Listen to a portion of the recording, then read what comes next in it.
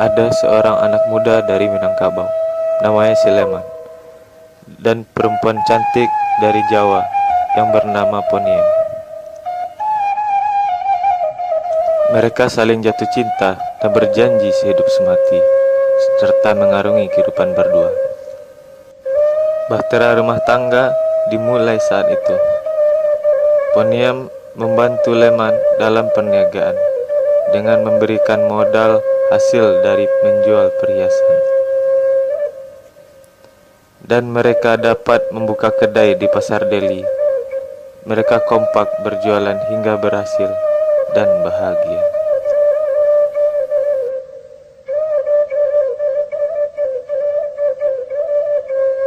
Sudah lama Leman merantau, sudah bertahun hari yang habis. Bersama Poniem, ia pulang karena hendak menghubungkan kasih sayang, menemui famili dan kaum kerabat.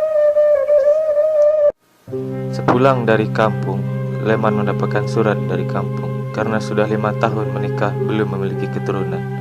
Leman disesakkan keluarga supaya mengawini seorang gadis yang bernama Mariatun untuk meneruskan keturunan. Istri mudanya jauh lebih pandai berdandan, merayu, dan merebut perhatian Leman. Sebab ialah istri pertama, Poniem dikasihani, tetapi istri kedua, Mariatun, disayangi. Antara kasihan dan sayang jauh bedanya. Lama-kelamaan, perilaku Mariatun membuat kesabaran Poniem habis. Terjadilah pertengkaran yang tidak terhilangkan, hingga berujung perceraian Leman dan Poniem. Ketidakadilan Leman terhadap kedua istrinya membuat pertengkaran yang memaksa Leman menceraikan Poniem. Sejak hari itu, Poniem meninggalkan rumahnya, dan penyesalan selalu menjadi bagian yang terakhir.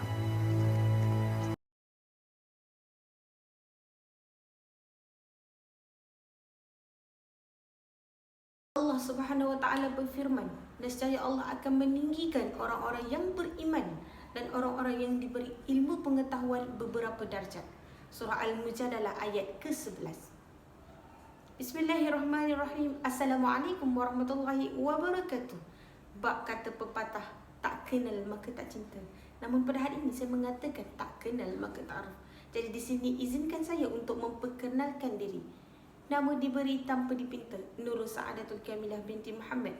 Nombor kad matrik D202010948837 daripada jurusan Ijazah Sarjana Muda Bahasa Arab dengan pendidikan semester 3. Dalam video ini, saya akan ceritakan mengenai satu buku yang telah saya kaji serta saya dapati terdapat isi menarik yang boleh saya kongsikan bersama.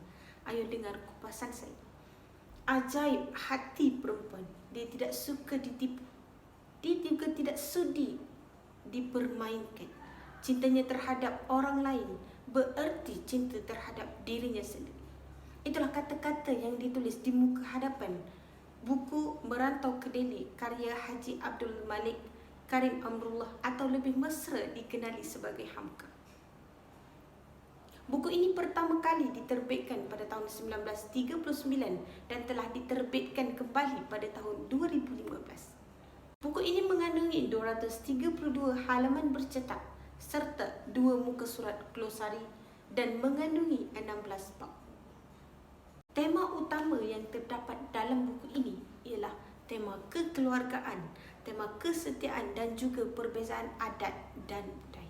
Jalan cerita buku Merantau ke Delhi karya Hamka ini mengenai seorang jejaka yang bernama Leman yang berasal daripada Padang, Sumatera, yang hidup bersama isterinya bernama Poniem berasal dari tanah Jawa. Walaupun mereka telah hidup bahagia setelah mendirikan rumah tangga, tetapi disebabkan perbezaan keturunan, adat dan budaya telah memaksa mereka untuk berpisah.